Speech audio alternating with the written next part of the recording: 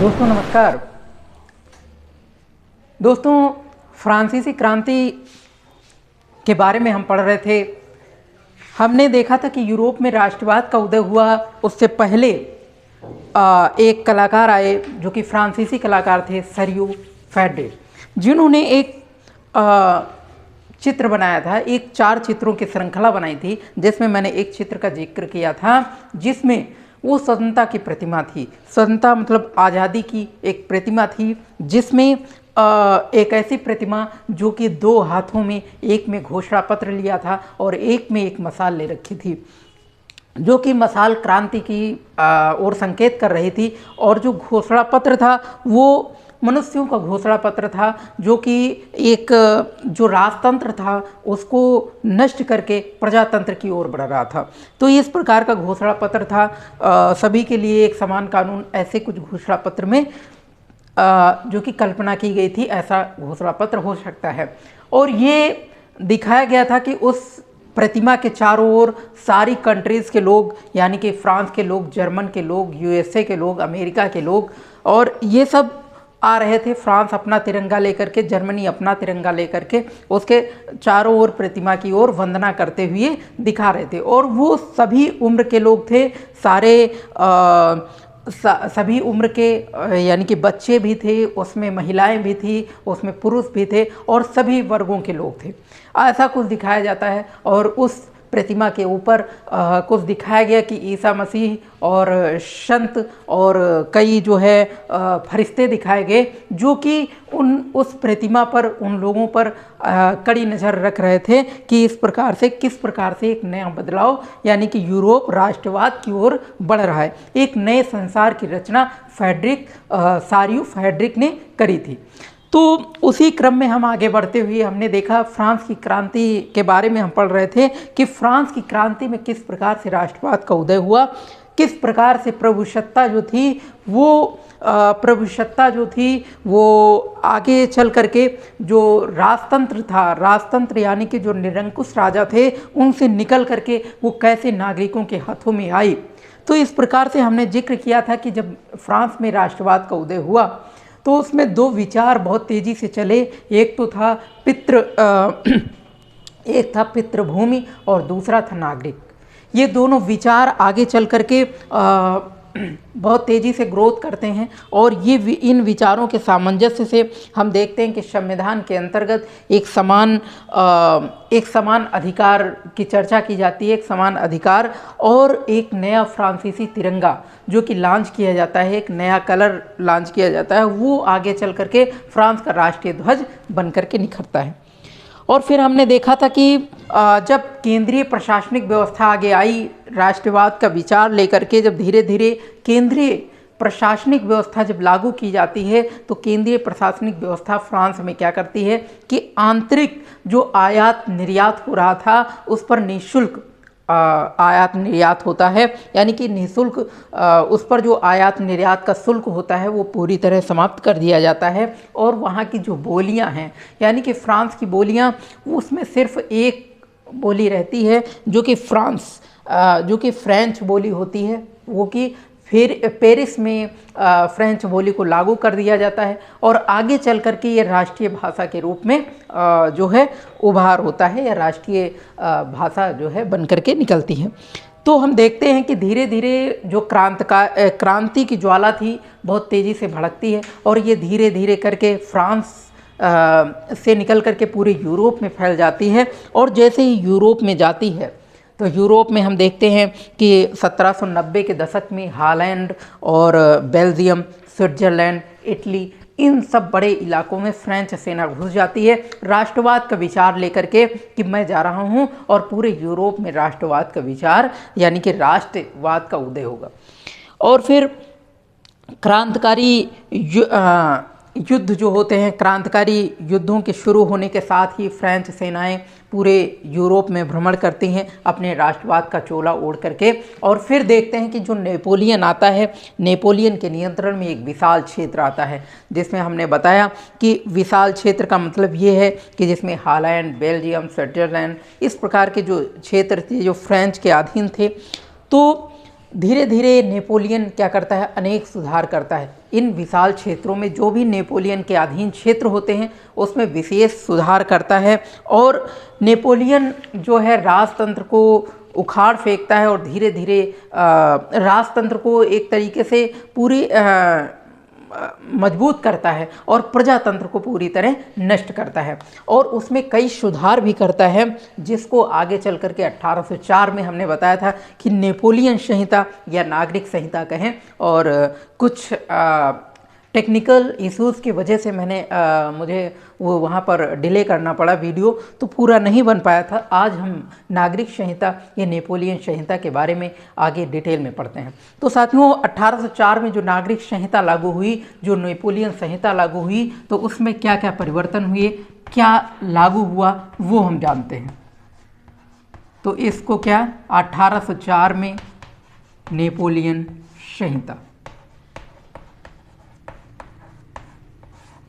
Napoleon संहिता जिसे नागरिक संहिता भी कहते हैं। संहिता का मतलब होता है एक रूल, एक जो नियम होते हैं, कुछ चीज़ों के जो नियम बनाए जाते हैं उन्हें संहिता के नाम से जाना जाता है। तो साथियों नेपोलियन संहिता कहें या फिर नेपोलियन के द्वारा जो बनाए गए नियम हैं, इसीलिए इसे नेपोलियन संहिता कहा जाता है, और नागरिकों पर वो नियम लागू होते हैं, इसलिए इसे नागरिक संहिता भी बोला जाता है। तो साथियों इसमें हुआ क्या, सबसे पहले इसमें कुछ सुधार किए गए इस नेपोलियन संहिता के अंतर्गत, जो कि सबसे पहले किया गया कि जन्म पर आधारित जो विशेषाधिकार थे, जन्म पर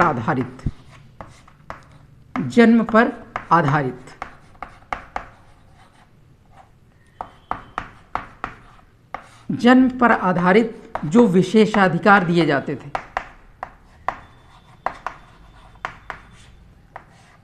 पहले क्या होता था कि जब राजतंत्र के हाथों में सरकार थी, या यूँ कहें जब निरंकुश राजा किसी क्षेत्र पर शासन करते थे, अपना आधिपत्य जताते थे, तो होता यूँ था कि किसी विशेष वर्ग को, कुलीन वर्ग को, सामंत वर्ग को कुछ विशेष अधिकार दिए जाते थे, उनके करों में छूट दी जाती थी और विभिन्न सारे अधिकार दिए जाते थे, कुछ ज़मीनें दी जाती थी दान के रूप में और कुछ सेवक दिए जाते थे। इस प्रकार से कुछ किसान दिए जाते थे जो कि उनकी सेवा में हाजिर होते थे। तो रीजन ये था कि सबसे पहले इसने नेपोलियन संहिता के अंतर्गत सबसे पहले इसने सुधार क्या किया कि जन्म पर आधारित जो विशेषाधिकार थे वो समाप्त कर दिए गए, यानी कि कोई भी जन्म पर आधारित विशेषाधिकार प्राप्त नहीं करेगा या कोई भी जन्म से उसे विशेषाधिकार नहीं दिया जाएगा इस नेपोलियन संहिता के अंतर्गत। दूसरा ये किया गया कि कानून के समक्ष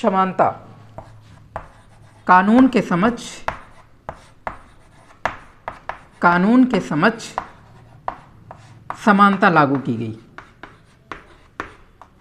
यानी कि कानून के तहत सभी बराबर हैं। कोई ऐसा नहीं कि किसी को कम अगर कोई अपराध करता है और बराबर का अपराध है तो बराबर की सज़ा मिलेगी। ऐसा नहीं है कि उसी अपराध के लिए किसी को कम सज़ा दी जाती है और किसी को अधिक सज़ा दी जाती है, ऐसा नहीं होगा। यानी कि कानून के तहत कानून के समक्ष सभी को समानता का अधिकार होगा और जन्म पर आधारित जो विशेषाधिकार हैं वो पूरी तरह समाप्त कर दिए गए।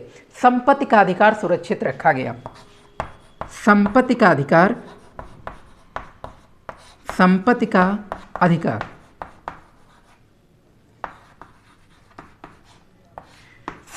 अधिकार सुरक्षित किया गया।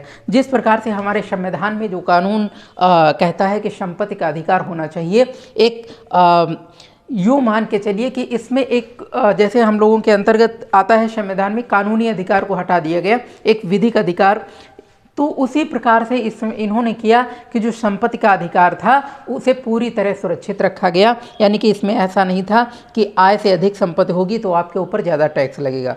इसमें आपकी निजी संपत्ति है तो कितनी भी संपत्ति हो, आपका अधिकार, आपकी संपत्ति है वो, तो उस पर कोई भी टैक्स नहीं। यूँ मान के चलिए कि संपत्ति का अधिकार जो था सुरक्षित रखा गया। और दूसरी चीज़ इन्होंने करी कि जो इसके अंतर्गत जो फ्रेंच के अंतर्गत यानी कि फ्रांस के अधीन जो भी क्षेत्र थे, जैसे डच गणतंत्र, स्विट्जरलैंड, इटली और जर्मनी, कौन कौन से, डच, स्विट्जरलैंड, यूँ कहें डच गणतंत्र, Switzerland Italy, Italy, Switzerland, Italy और जर्मनी,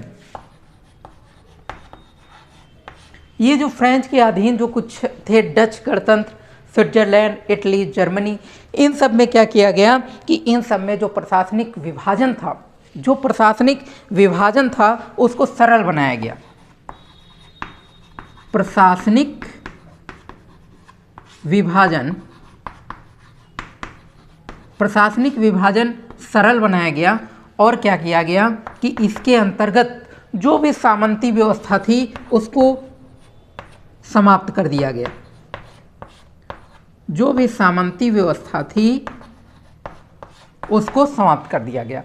यानी कि इस नेपोलियन संहिता के अंतर्गत क्या क्या सुधार हो रहे हैं? जन्म पर आधारित विशेषाधिकार दिए जाते हैं, विशेषाधिकार को समाप्त किया जाता है और कानून के समक्ष समानता होती है, और दूसरा संपत्ति का अधिकार सुरक्षित किया जाता है। और जो फ्रेंच के अंतर्गत यानी कि फ्रांस के अधीन जो भी क्षेत्र थे, डच गणतंत्र, स्विट्जरलैंड, इटली, जर्मनी, इन सब में प्रशासनिक विभाजन को सरल बनाया जाता है। यूँ कहें कि वहाँ के जो प्रशासनिक नियम थे नेपोलियन संहिता के अंतर्गत लागू किए जाते हैं, और जो भी वहाँ पर सामंती व्यवस्था होती है यानी कि जो सामंत के अधीन जो नियम कानून पहले चल रहे थे उनको पूरी तरह से समाप्त कर दिया जाता है इस नेपोलियन संहिता के अंतर्गत। और हम क्या देखते हैं कि जो भी किसान भूदासत्व व्यवस्था है, इधर देख लें, किसान भूदासत्व, किसान भूदासत्व व्यवस्था इस प्रकार से कहें कि किसानों को कुछ दास के फॉर्म में यानी कि दास के रूप में उन्हें मजदूरी कराई जाती थी, उन्हें दास के माध्यम बंधक बना करके रखा जाता था। इस व्यवस्था को पूरी तरह समाप्त किया। और दूसरी चीज़ जो जागीर, यूँ कहें कि जो भी जागीरदारी शुल्क थी, जो भी जागीरदारी शुल्क थी उसको भी साथ साथ समाप्त करता है। जागीरदारी शुल्क उसको भी समाप्त करता है, यानी कि कोई भी शुल्क नहीं पड़ेगी जो भी जागीर रखने पर, या फिर जो जागीरदारी यूँ कहें कि जो भी जैसे भूमि पर टैक्स लगाया जाता था, इस प्रकार से जो भी जागीरदारी शुल्क थी वो अब नहीं दी जाएगी और किसान भूदासत्व व्यवस्था को समाप्त कर दिया गया, यानी कि किसानों को अब बंधक नहीं बनाया जाएगा। और दूसरी चीज़ कि यातायात के जो साधन थे उनको सुधार, यातायात संचार साधन जो भी थे, यातायात संचार व्यवस्था को दुरुस्त किया गया, यातायात संचार व्यवस्था में सुधार किया गया। यातायात व्यवस्था में और जो भी तो नेपोलियन संहिता के अंतर्गत 1804 में जो नेपोलियन संहिता लागू हुई तो उसमें कुछ विभिन्न सुधार किए गए। पहली चीज़, जन्म पर आधारित विशेषाधिकार को समाप्त कर दिया गया। दूसरी चीज़, कानून के समक्ष क्षमता जो कि लागू की गई। और तीसरी चीज़, संपत्ति के अधिकार को सुरक्षित किया गया। और चौथी चीज़ ये थी कि डच गणतंत्र, स्विट्जरलैंड, इटली, जर्मनी, जो भी फ्रांस के अधीन जो भी क्षेत्र थे उनमें प्रशासनिक विभाजन को सरल बनाया गया और सामंती व्यवस्था वहाँ की थी वो समाप्त कर दी गई। और दूसरी चीज़, किसान भूदासत्व व्यवस्था को पूरी तरह नष्ट कर दिया गया, यानी कि पूरी तरह समाप्त कर दिया गया और जागीरदारी शुल्क अब नहीं ली जाएगी। और तीसरी चीज़, यातायात संचार थे उसमें सुधार किया गया। उसमें जो आंतरिक यातायात चल रहे थे उनमें काफ़ी सुधार किए गए, काफ़ी अच्छे नियम बनाए गए। और तीसरी चीज़, जो भी किसान थे, किसान, कारीगर, मजदूर, नए उद्योगपति, इन सब ने इस आज़ादी को पूरी तरह लाभ उठाया। यानी कि इस आज़ादी का जो नया नया ये जो विधान बना था, ये जो संहिता बनी थी, इस पर बहुत ही किसान, कारीगर और मजदूर, ये सब इन नियम थे, इसके थ्रू उनको आज़ादी का पहली बार आज़ादी का स्वाद चखा। तो साथियों, इसके अंतर्गत हम देखते हैं कि जो नए छोटे उद्योगपति होते हैं या लघु उद्योगपति होते हैं उनके लिए जो व्यवस्थाएं बनाई जाती हैं, जैसे मानक भार जो कि एक राष्ट्रीय मुद्रा, और दूसरी चीज़ जो मानक भार और नाप है वो एक समान व्यवस्था, और तीसरी चीज़ एक इलाके से दूसरे इलाके पर वस्तुएं ले जाना। जो ले जाने में जो पूंजी का खर्च होता था तो एक राष्ट्रीय मुद्रा होने से बहुत ही आसान हो गया।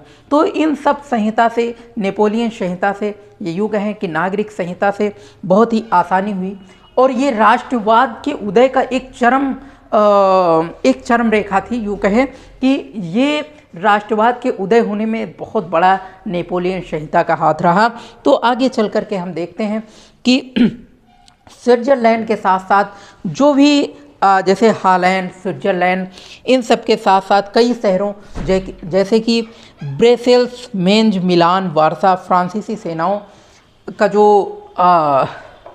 ये जो शहर हैं बता रहे हैं। जैसे कुछ शहर कौन कौन से शहर जो कि हॉलैंड और स्विट्ज़रलैंड के अंतर्गत आते हैं, हॉलैंड और कौन सा, स्विट्ज़रलैंड। हॉलैंड और स्विट्ज़रलैंड, इसके अंतर्गत जो कुछ शहर आते हैं जैसे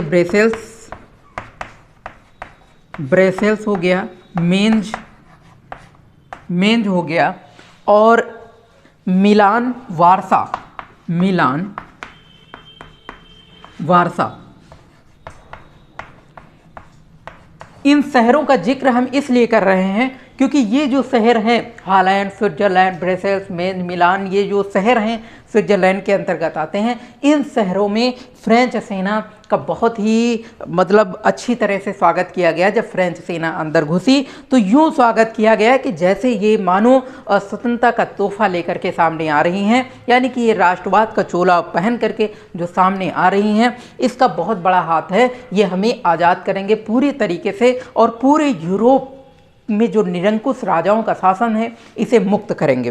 तो इस प्रकार से फ्रेंच सेनाओं के अंतर्गत जो नई प्रशासनिक व्यवस्थाएं थी, फ्रेंच सेनाओं की जो नई प्रशासनिक व्यवस्थाएं थी, आगे चल कर के धीरे धीरे जैसे ही कुछ दिन तक तो स्वतंत्रता का तोहफा लेकर के जब सेनाएं आईं तो काफ़ी स्वागत किया गया, लेकिन धीरे धीरे वही यूरोप के लोग वही प्रतिक्रियाएं करने लगे और प्रतिक्रिया स्वरूप उनको लगा कि जो भी प्रशासनिक व्यवस्थाएं हैं उसके अंतर्गत जो राजनीतिक स्वतंत्रता है, जो भी राजनीतिक स्वतंत्रता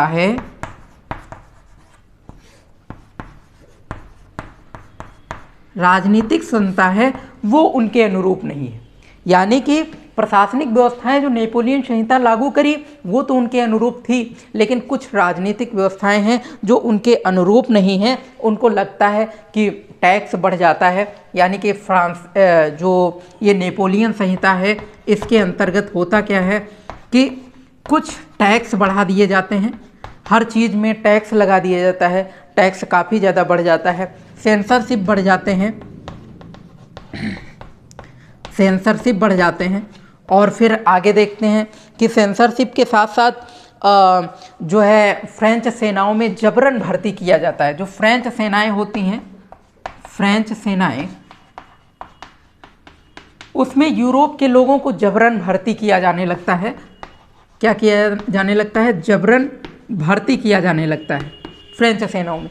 तो ये कुछ हद तक यूरोप के लोगों के साथ बहुत गलत हो रहा था। उन्हें लग रहा था कि राजनीतिक व्यवस्थाएं जो हैं ये बहुत ही, नेपोलियन संहिता तो सही है लेकिन नेपोलियन संहिता के साथ साथ हमारे साथ बहुत बड़ा धोखा हो रहा है, यानी कि जबरन भर्ती किया जा रहा है, टैक्स और सेंसरशिप ये सब लगाने से जो है धीरे धीरे प्रतिक्रिया सामने आने लगती है। और हम देखते हैं कि यूरोप में जो राष्ट्रवाद का निर्माण होता है उसके पीछे एक बहुत बड़ा रोल होता है। अगर हम देखें, एक छोटा सा उदाहरण लें, जैसे कि 18वीं सदी के मध्य के दौरान की बात अगर हम करें, ये तो थी फ्रेंच सेना थी और यूरोप में किस प्रकार से नेपोलियन संहिता लागू करती है और किस प्रकार से नेपोलियन संहिता लागू करने के बाद में धीरे धीरे किस प्रकार के नागरिकों में प्रतिक्रिया आना शुरू हो जाती है। हम देखेंगे कि इसके साथ साथ 18वीं सदी में यूरोप में जो राष्ट्र राज उस समय नहीं बने थे, यानी कि जो जर्मनी, इटली, स्विट्ज़रलैंड था, जर्मनी, इटली, स्विट्जरलैंड। अगर हम इनकी बात करें तो शुरुआत में ये राष्ट्र राज्य के रूप में उभर करके सामने नहीं आते हैं, बल्कि उस समय यहाँ पर निरंकुश राजा अपना आधिपत्य जमा रहे थे। उस समय ये राजशाही डचियों और कैंटन्स में बटे हुए थे। कैसे?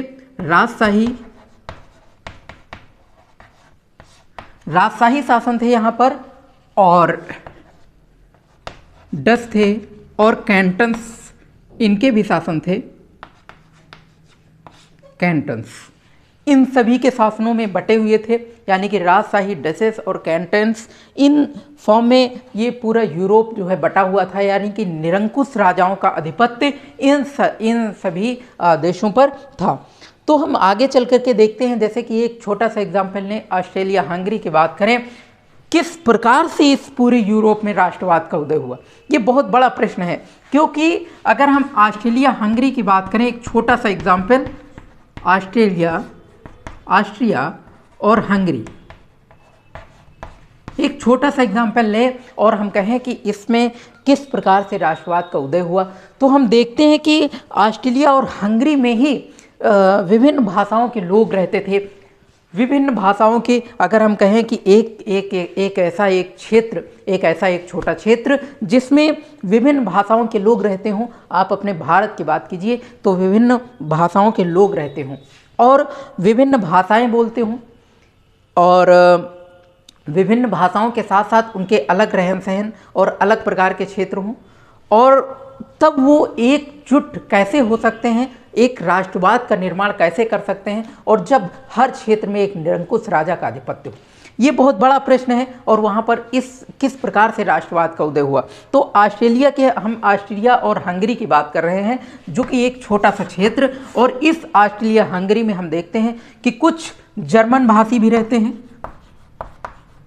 जर्मन भाषी, और वो जर्मन भाषी का क्षेत्र जो छोटा सा जर्मन भाषी, वो जर्मन भाषी का एक छोटा सा क्षेत्र जो कि जिसको बोलते हैं बोहेमिया, जिसको क्या बोलते हैं, बोहेमिया,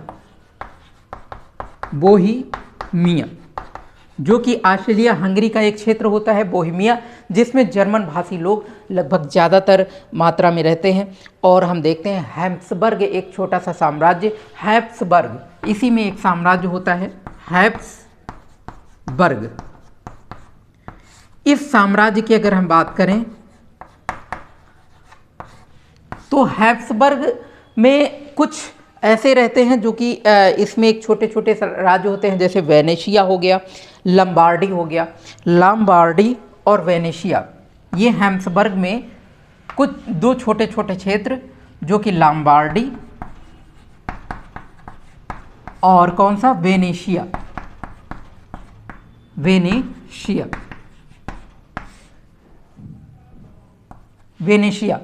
वेनेशिया और लंबार्डी की हम इसलिए यहाँ पर जिक्र करना चाहते हैं क्योंकि जो हैब्सबर्ग साम्राज्य है, ऑस्ट्रेलिया का एक छोटा सा साम्राज्य हैब्सबर्ग, और उसमें देखते हैं लंबार्डी और वेनेशिया जो छोटे छोटे क्षेत्र हैं, इनमें हम देखते हैं कि जो है इतालवी भाषा के लोग ज़्यादातर रहते हैं। कौन सी भाषा,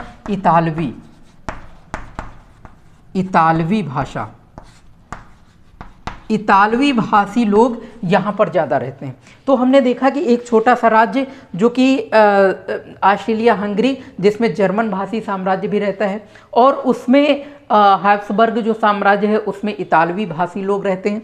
और फिर आगे हम देखते हैं कि जो हंगरी है उसमें आधे से अधिक लोग हंगरी में मैग्यार भाषा बोलते हैं। कौन से, आधे से अधिक लोग कौन सी भाषा बोलते हैं, मैग्यार भाषी। तो एक बहुत बड़ा क्वेश्चन है कि आखिर यूरोप में राष्ट्रवाद का उदय, जब एक छोटे से राज्य की बात करें तो उसमें इतने विभिन्न भाषी लोग रहते हैं, जैसे कि हंगरी में आपने देखा कि आधे से अधिक लोग मैग्यार भाषा बोलते हैं, और हमने देखा कि ऑस्ट्रिया में जो हैब्सबर्ग साम्राज्य है उसमें उसमें अधिकांश लोग जो इतालवी भाषा के लोग रहते हैं, और उसी में हमने देखा कि बोहेमिया एक साम्राज्य, एक छोटा सा क्षेत्र है जिसमें बोहेमिया में जो कि जर्मन भाषी लोग रहते हैं। तो ये जर्मन भाषी लोग, मैग्यार भाषी लोग और इतालवी भाषी लोग जो कि एक छोटे से साम्राज्य में रहते हैं, इनका रहन सहन अलग है। और लेकिन ये जो है सभी एक राजा के प्रति, एक निरंकुश राजा के प्रति निष्ठा की भावना रखते हैं। तो धीरे धीरे इनमें राष्ट्रवाद का उदय किस प्रकार से हुआ, ये एक बहुत बड़ा प्रश्न है, और इसके बारे में हम आगे आने वाले सेशन में बहुत ही विस्तार से जानेंगे कि आखिर इसका मायने क्या था, इस राष्ट्रवाद के उदय का मायने क्या था, किस प्रकार से क्रांतिकारियों ने जो कल्पना की थी, जो आपने देखा था सारियो और फ्रेडरिक ने किस प्रकार से एक काल्पनिक संसार की रचना की थी, एक स्वतंत्रता की प्रतिमा लेकर के, और उस स्वतंत्रता की प्रतिमा में पूरे संसार को चित्रित करके दिखाया था कि किस प्रकार से यूएसए, जर्मन और फ्रांस के लोग आते हैं और उसके चारों ओर वंदना करते हैं, और वो एक हाथ में मशाल और दूसरे हाथ में घोषणा पत्र, और फिर देखते हैं उस पर किस प्रकार से ईसा मसीह और फरिश्ते और संत ये सब उस पर कड़ी नज़र रख रहे हैं। तो ऐसे कल्पना को सच के फॉर्म में, एक राष्ट्रवाद के फॉर्म में उभर करके सामने किस प्रकार से आता है, और एक छोटे से क्षेत्र में जिसमें विभिन्न भाषी लोग रहते हैं जिनका रहन सहन बिल्कुल अलग है, वो किस प्रकार से एक राष्ट्रवाद के पीछे पड़ जाते हैं, और आखिर में एक क्रांति की भावना जागृत करके राष्ट्रवाद का निर्माण होता है। तो इन सारी चीज़ों को हम देखेंगे, किस प्रकार से क्रांतियों का युग आता है। 1830 से 1848 के दशक में ये क्रांतियों का युग होता है कि जो कि हमने देखा था फ्रांस की, रशिया की क्रांति। तो ये क्रांतियों का जो युग होता है, इसके बारे में हम विस्तार से अगले सेशन में ज़रूर जानेंगे। और हम चाहते हैं कि इस सेशन में आप लगातार क्रमिक वाइज हमारे सेशन को देखते रहेंगे।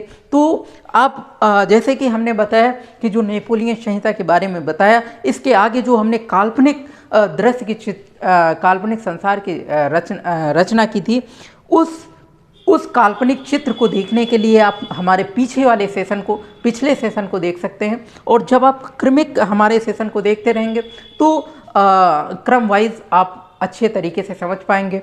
और ज़्यादा से ज़्यादा एजुकेशन चैनल को मैं देखता हूँ कि यूट्यूब के माध्यम से एजुकेशन चैनल को कम सपोर्ट किया जाता है। तो आप लोगों से आग्रह है जो एजुकेशन को प्राप्त करना चाहते हैं, जिनका टारगेट है यूपीएससी, जिनको एक कंपटीशन का एक टारगेट है कि मुझे कुछ करना है, उनके लिए सबसे ज़्यादा ज़रूरी है एजुकेशन चैनल को ज़्यादा से ज़्यादा सपोर्ट करें, दोस्तों को शेयर करें और ये जानकारी दूर दूर तक पहुँचाएँ।